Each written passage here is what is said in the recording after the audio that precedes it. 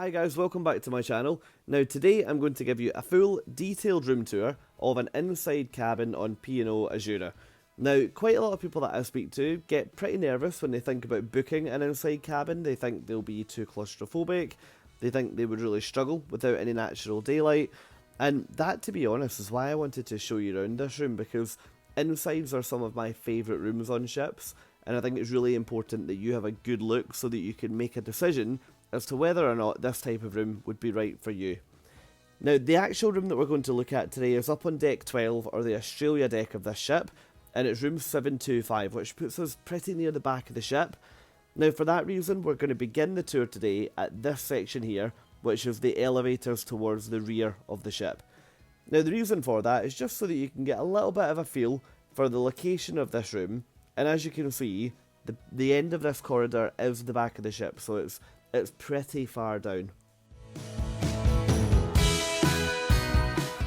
Now, going into the room itself, a couple of things that you will notice when you go in. Number one is that you've got this walk-in wardrobe section on the right hand side, which we'll come back to and cover in a lot more detail. And number two is the fact that this berth has got a standard double bed, but it's also got two single beds that would drop down from the roof. Now, I'm not going to show you this room set up for a family today, but yeah, you can ask your cabin steward to pop them down for you, and they can also separate that double into two twins, which apparently makes the room feel a little bit bigger when you do have these beds all the way down.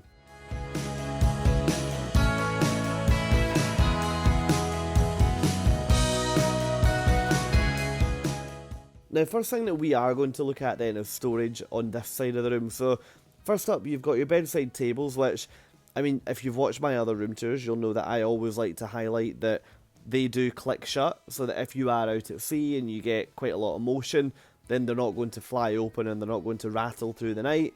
And you've got exactly the same on the other side of the bed as well. Now, the lamps here, it's worth noting that they are controlled by just an on-off switch on the base of the lamp, so they're not programmed into the wall, nor are they the kind of new modern touch lamps that can be a little bit awkward at times. Now, flipping around to the base of the bed, modern cruise ships nowadays tend to have the TV here mounted onto the wall, but due to the fact that that's so mirrored, they've obviously decided to keep it up there. Now, underneath in this mirrored section here, you've got your tea and coffee facilities. Now, P&O being a British line, you get your tea and coffee and biscuits replenished daily, which was actually a really nice touch. Moving over, you've got your two UK plug points, and then behind the phone you've also got a US plug point. The phone can be used to contact any other cabins on board.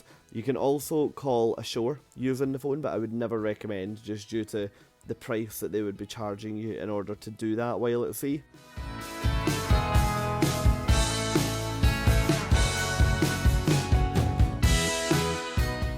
And if we look down under this unit, first up you've got your fridge on the left hand side. So again, if you've seen any of my other tours, you'll know that my advice is always to get water in there, because it's just particularly handy throughout the cruise, so you don't need to drink the water out of the bathroom sink. And in this side you've got your hairdryer. Now, your hairdryer comes with a US plug. I'm not entirely sure why that is, but that's probably why you've got your US plug beside the mirror above the desk. Now, at the end you've got these three shelves, which I've never figured out what to use those shelves for. Some people use it for socks. If you use it for anything in particular, do let me know, because I'm always intrigued. Now, heading back out of the bedroom section, first up you've got your full floor-to-ceiling mirror, which I really like it being there, because a lot of rooms now, the mirror's kind of mounted on the back of a wardrobe door, and it's a little bit awkward. You've then got your spy hole on the back of the door, and you could also see there that this is an aft cabin. Now, spinning round to look at the walk-in wardrobe section, now there were some elements of this ship that were showing a little bit of age. For example, the markings on this wardrobe, but to be fair, nothing really to dwell on. Now, you've got your life jackets at the top section here, and then you go down, you've got loads of hanging space, and you've also got these metal ladders in here, which are obviously used for when you've got the beds on the wall down. You can use them to get in and out, and then you've got a little coffee table there if you needed to use it, but I'm not really sure where you would put that in this room. Now, in this cupboard, it pulls out, and you have got your individual sections. You've got everything you need for the laundry in here, and you've also got a safe if you need that as well. which the safe is free to use on this ship. So yeah, really good, and no additional deposits or payments to access that.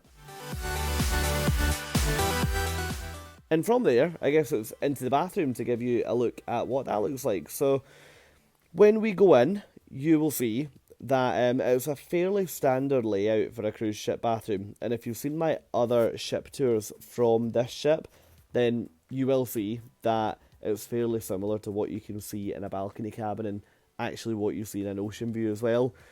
Now, one thing that I do always call out in these cabins is that all the storage is open. So you've got all this open storage at the bottom, and you've also got the racks beside the sink, just straight over on the right hand side of your screen now.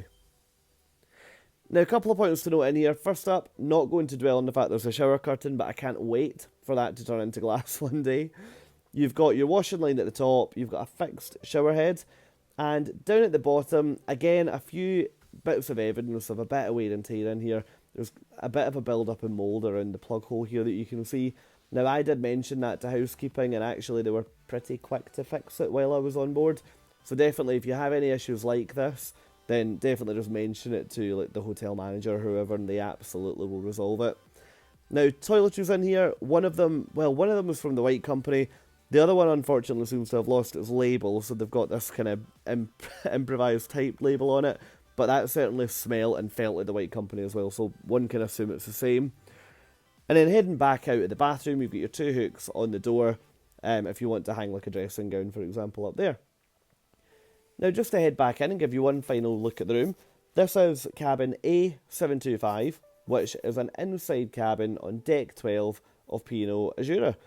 Now, let me know in the comments, because I'm really, really intrigued. Would you book this room? Would you stay in an inside cabin on this ship? If yes, great. If not, why not? Because everyone's definitely got their own reasons for that. But hey, look, that's a quick tour around. If you've enjoyed this video, please think about liking the video, please think about subscribing to the channel, and I'll catch up with you all soon to show you more around this ship. Thanks guys, bye.